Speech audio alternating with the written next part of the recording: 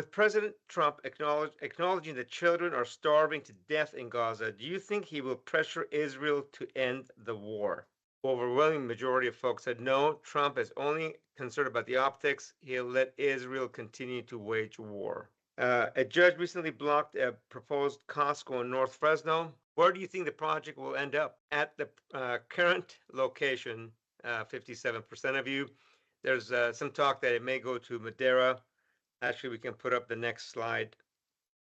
Just about a mile north into Madera County, where Madera County will get all the sales tax revenue, but majority of you feel that that will not happen. I share the same sentiment. Let me ask Bill McEwen. Bill, what are your thoughts on Costco potentially moving, not building where at its current proposed site? Before I answer that question, Darius, people should go to gvwire.com and read that story if they haven't already, because, we think about sales tax dollars, but property taxes are significant because this is an empty lot. It becomes an improved property. If you play Monopoly, you know what happens when you put houses and then a hotel on your property, right? It's worth a whole lot more money. The other thing I think GV Wire is the only one to raise is how beneficial this would be for Central Unified School District. It would really benefit the district. And so Jerry Dyer said, we can't afford to lose this. This would be a significant blow to the city of Fresno. He's already having a tough time balancing the budget. I think this was raised, the specter of Madera, to, put a little hurry up into the city of Fresno's gate and get them to either redo this EIR or negotiate with the plaintiffs and bring it back. Costco's got a big investment there already, though they don't technically own the land yet, but a lot of time, a lot of opportunity costs. I think it's going to go right there. And one reason why I think it's going to go right there, Madera doesn't have the infrastructure to support this. It would have to be close to Fresno to get those kind of numbers you want in a zip code or a couple zip codes to support a Costco, right? You understand this, Darius. And if you're talking about placing it close to Fresno, Madera has no infrastructure. So it's going to go in Fresno. I agree with you. However, Madera, imagine a big Costco sign right off the freeway, north of the river. As you're driving north, I don't know how many people, 100,000 cars and trucks go on 99 every day. That number is probably low. So there's going to be a lot of potential folks that see Costco. They go, let's pull over for a hot dog and a soda, and then $200 later you walk out with a bunch of more stuff, some of which you don't actually need. Who is raining cash for some 2026 Fresno City Council hopefuls? And then we're going to quickly go through a bunch of breakdowns on folks. Let's go to slide 10. This is for 2026 Fresno City Council financial report that came out. Great article on GB Wire for those of you interested on who has raised money for which district at Fresno City Council. There's a few other folks, late entrants, that are not on this list yet. As that information comes in, which is probably end of next quarter or end of the year, which means their next report will not come out till probably February of 2026. But there's several more people that are not on this list. I know Deep Singh is in District 1, not on that list. And I believe there's one other person that had not opened up an account. So their name is not on the list. So there it is. The people that have raised money, and it kind of breaks it down by district and the amount of cash they have on hand. Referring to the list, one thing to note, Joaquin Arambula has a low fundraising total, but we know he can raise tons and tons of money. He just hasn't started yet. And he's going for Miguel Arias's termed out seat. And then Brandon Vang, that total, he's raised $12,000 since his election. And, he's starting this. Not on the list is Elizabeth Jonathan Rosas, the Fresno Unified Trustee. She's formed a campaign committee to run again in 2026.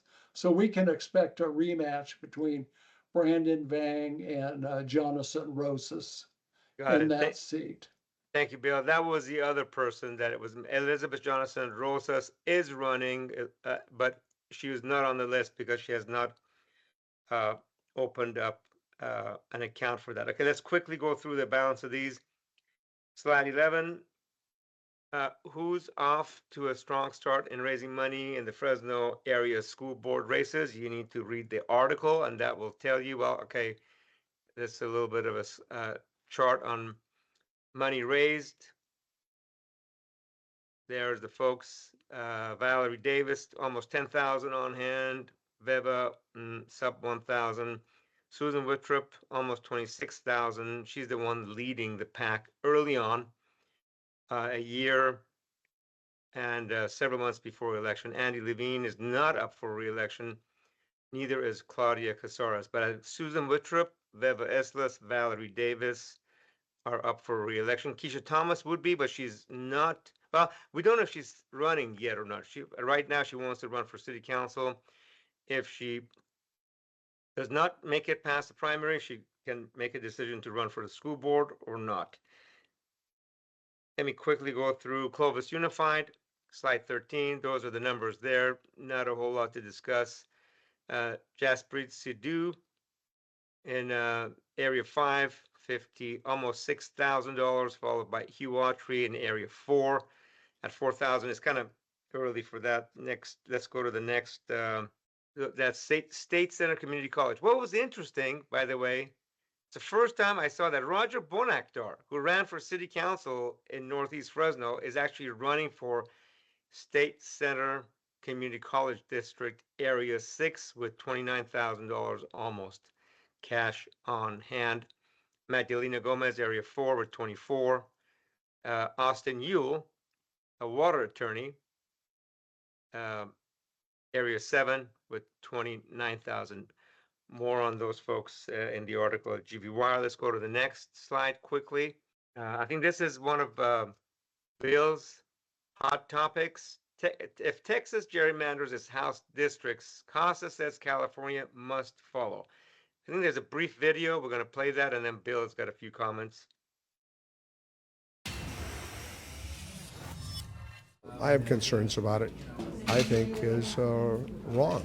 I mean, you're trying to put your finger on the scale or to decide who your voters are. So Governor Newsom's response and other states that are blue states, I think, are trying to say, look, if you're going to put your finger on the scale and in the middle of that 10-year period, do another partisan gerrymandering, then blue states should consider, countering that. And so that's what's happening right now.